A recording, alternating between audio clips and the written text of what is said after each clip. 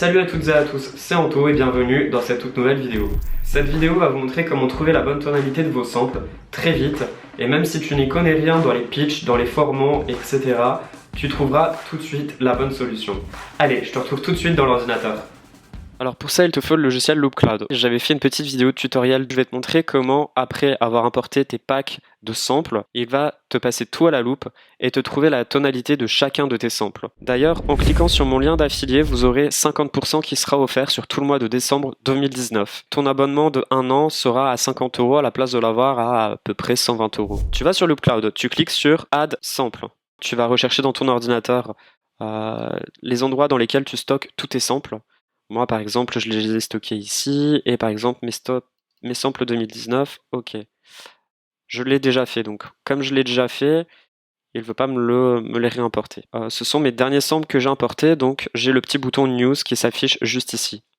Si je clique dessus, et je vois toutes les librairies que j'ai importées, donc mes samples 2017, mes samples 2019, mes samples Loops, et les Vengeances. Un sample basique de Computer Music, dans mes modulars Synthwave, je vais ouvrir celui-ci.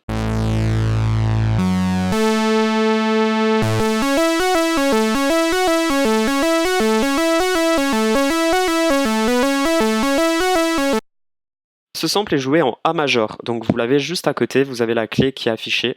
Vous avez le BPM qui est affiché aussi. Vous voyez que ce sample est à 80 et vous le retrouvez juste ici. Donc par exemple, vous l'avez en A major et vous souhaitez que votre morceau, que votre titre soit joué en F major. Donc vous cliquez sur F et paf, le pitch se fait automatiquement et vous pouvez l'écouter.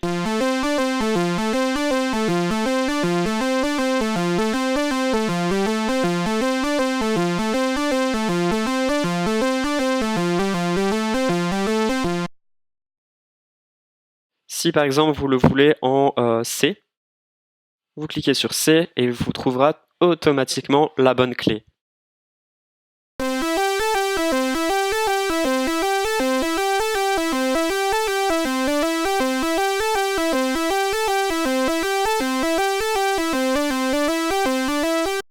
Ça marche avec les samples de synthé, ça marche avec les samples de basse, mais ça marche avec tout, vraiment tout. Vous pouvez directement importer votre sample. Donc vous cliquez sur Processed et vous le glissez automatiquement dans votre logiciel de production. Que ce soit, ça marche vraiment avec tous les logiciels de production, Fruity Loops, Ableton, Cubase. Moi je suis sur Logic Pro, donc je l'utilise pour Logic Pro. Et voilà, donc mon sample est importé. Je vais mettre une loops de drum. La loops de drum, elle a aussi une tonalité.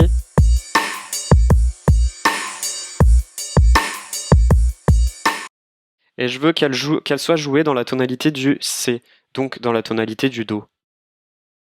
On clique sur Auto.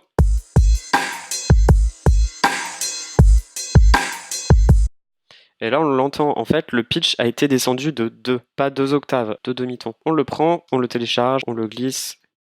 Une fois que j'ai importé mes deux samples dans les mêmes tonalités, normalement, tout devrait fonctionner correctement au niveau de l'oreille.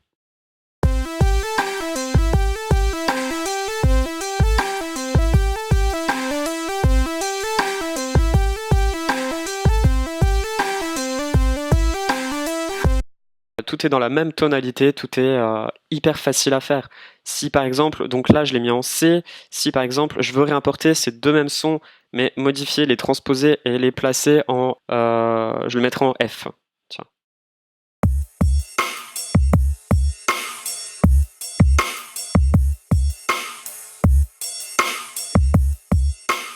Je le prends, je le glisse, et je vais reprendre l'autre du dessus, et je vais le mettre aussi en F.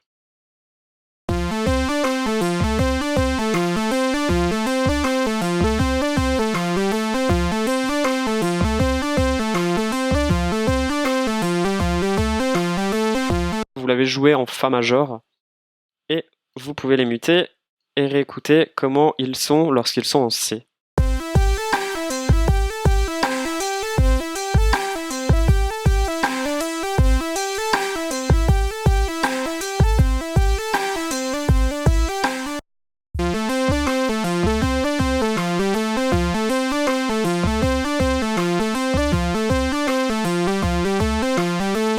Voilà pour cette vidéo qui tombe en plein milieu de semaine. C'est vraiment une petite vidéo rapide, facile que j'ai fait pour vous montrer comment trouver la bonne tonalité de vos samples. Même si vous y connaissez rien, parce que parfois, voilà, on a des samples, on sait pas du tout dans quelle tonalité elles sont. Elles peuvent être en Do, elles peuvent être en Si, elles peuvent être en Sol.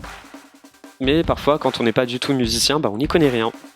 Et grâce à ce logiciel, vous pourrez directement trouver la bonne tonalité de vos samples.